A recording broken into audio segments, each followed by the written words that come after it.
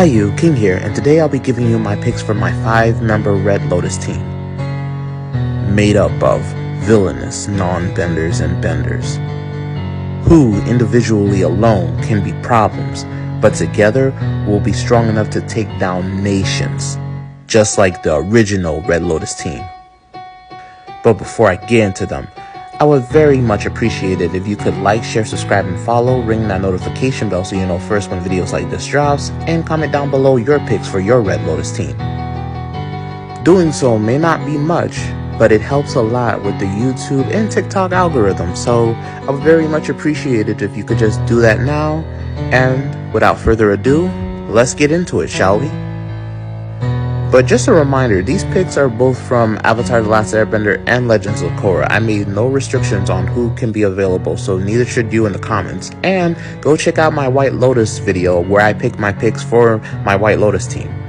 And yeah, we're starting off this team with Sparky Boom Man, a combustion bender that was a problem for the original Team Avatar, especially because his combustion bending was powerful enough to go through all types of bending from the masters such as Toph, Aang, Zuko, and Katara. I would have him be on this team instead of Pli because Pli was already on a Red Lotus team, and just like her, he's a living weapon ready to serve. Not much for talking though, but he makes up for it by being all about that action.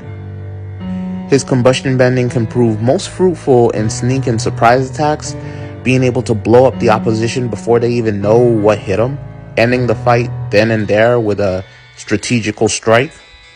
We just gotta make sure he wears some type of helmet to keep his third eye from being hit and causing him to self-destruct.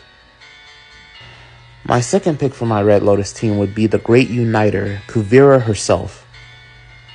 Mainly because she is a great tactician and a prodigious metal bender. I pick her because I also feel she would be the inspirational symbol that will get troops to follow this terrorist-like group.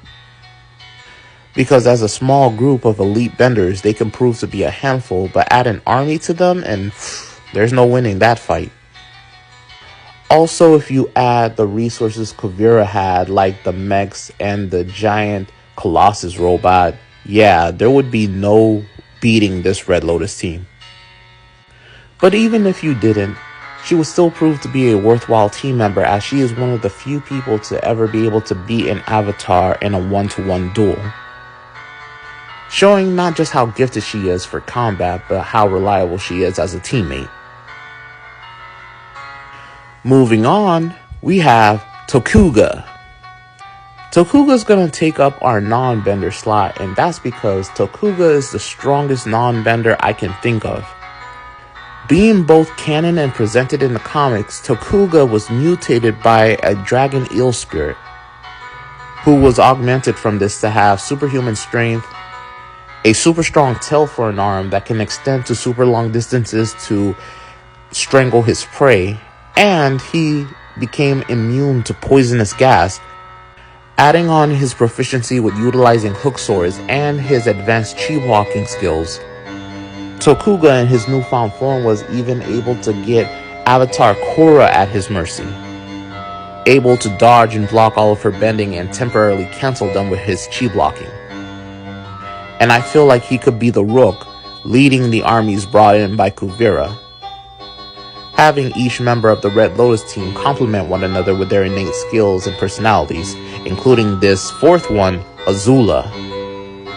We already know how much of a jack of all trades Azula is. Not only is she a prodigious firebender, shown by her mastery of the blue flame, but she can also shoot lightning, is an amazing combatant when utilizing her hand-to-hand skills, a deadly tactician ready to exploit and strike at the enemy's weak points, and a master manipulator on top of all of that. And if it wasn't for her having a few screw loose, she could have won the war for her father, but that's a high maybe. But irregardless, she definitely was a huge problem for the OG Team Avatar, which just goes to show that she could prove to be an insanely great asset for the Red Lotus team. Same with our last member for water, Amon, who, I ain't gonna lie, is gonna be the leader of this team. Mainly because I feel like Amon couldn't be stopped. He was stopped only by his own morals, opting to take the coward's way out, going out with his brother. But honestly, Amon was too powerful to be stopped. He was a psychic bloodbender that can do the ability without the need of a full moon, which just leads you to ask yourself, how powerful could he be during a full moon? He was also a master waterbender, an insanely proficient hand-to-hand combatant. So good at it, might I add, that he was able to fool a city's worth of people into thinking he was a non-bender. And you top it off with the unbelievable ability to take away people's bending through blood bending, including that of the Avatar? Amon's got it. He would be the leader of my Red Lotus team, and those would be his teammates. But comment down below your thoughts on my picks for my Red Lotus team, as well as tell me your picks for your own personal Red Lotus team and why. But before I get out of here, I would please like to remind you again to click that like button, as it really does help with the algorithm.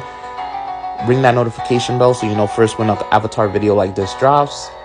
And yeah, watch my White Lotus team picks video. And look out for an Avatar Kuruk video that I'll be making soon. But until then, stay great.